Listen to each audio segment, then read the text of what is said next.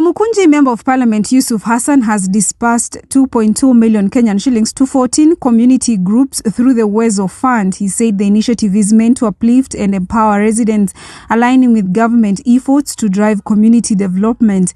Yusuf noted Kamukunji's progress, with many children now able to access bursaries for secondary schools. The event, which took place at California Resource Center, brought together youth, women, men, the elderly and persons with disabilities, marking a united step towards growth in the constituency. Uwezo Fund ni kuwawezesha, kuwapeleka mbele, kuwainua na kuwapatia nafasi ya kujiendeleza binafsi ama kama makundi. Kwa hivyo ni fund muhimu sana katika nguzo za maendeleo ya nchi yetu. Ni kama ile vijana kama youth fund, na kuna nafasi nyingi zaidi za watu kujiendeleza kimaisha na kwa biashara, lakini Uwezo Fund ilikuwa ni nguzo muhimu katika hiyo mpango wa serikali wa kupeleka mbele na kuwainua wananchi.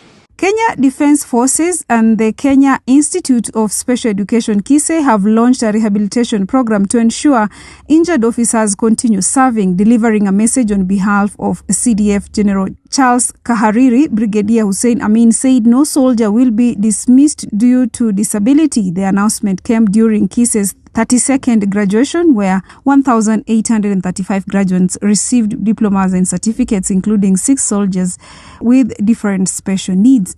Brigadier Hussein praised innovations by graduates and affirmed KDF's commitment to retooling and rehabilitating officers injured while on duty. 𝐍𝐢𝐬𝐽's director Norman Kiogora emphasized that every learner can succeed even if not at the same pace. Our forces had to discharge soldiers who became injured or disabled in the line of duty. That era is long over. We have fully embraced the rehabilitation and retooling of these officers, enabling them to continue their crucial service to the nation.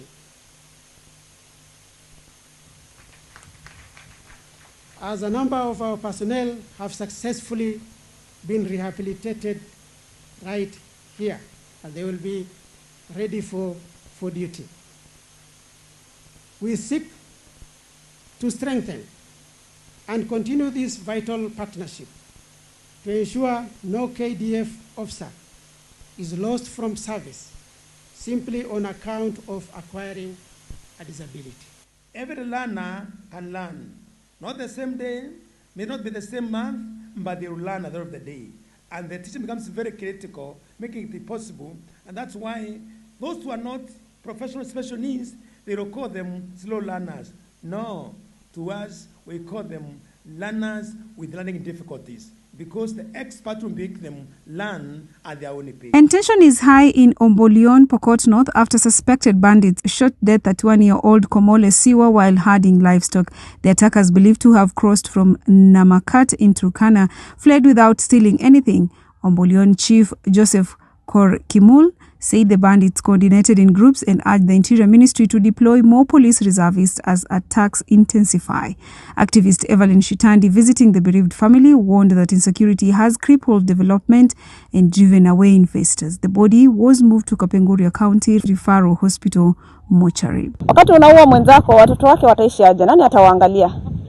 Serikali yetu ya Kenya, Mheshimiwa William Ruto, tunakuomba kama wakaaji wa West Pokot, wa Kenya, tunahitaji amani, tunahitaji jamii yetu ilindwe. Kenyans have been urged to embrace peace, love and unity as the 2027 general elections draw closer. Speaking during interdenominational prayers at the newly formed Abogeta sub-county in Meru, Deputy County Commissioner Richard Tuwei appealed to residents to show love during the festive season and beyond. His sentiments were echoed by Catholic priest Father Raphael Raingoi, who emphasized the need for continued prayers and unity to safeguard stability. Leaders and clergy said the annual prayers gathering at Abogeta sub-county headquarters will strengthen cohesion and bring service closer to the people. Pray for institutions and so that the Lord might lead us and show us and release His blessings to our sub-county and bring us together, so that when we work together, we receive His blessing. And finally, Mijikenda leaders in Tana River County have resolved to set aside their grievances to strengthen unity. They say the move is meant to build cohesion and shut out divisions often fueled by politics gathering from across the county. The leaders termed the meeting a turning point towards healing long-standing rifts. They pledged to foster a stable, hopeful community for present and future generations, urging all Mijikenda to uphold moral values, maintaining peace, and reject agendas that threaten stability. And that's it from the Eastleigh Voice News Desk.